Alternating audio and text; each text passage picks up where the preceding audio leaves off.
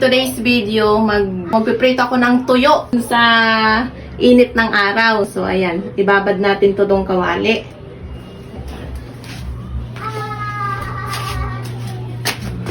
Ayan yung araw, oh, di ba? So, ayan guys, lalagyan ko siya ng mantika.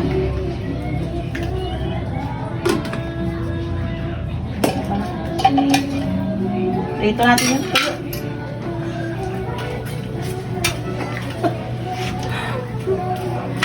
Ayan.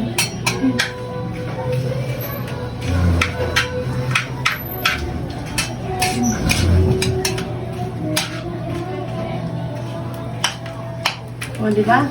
Pakita mo dito. Talagang naano siya, oh. Yan, oh.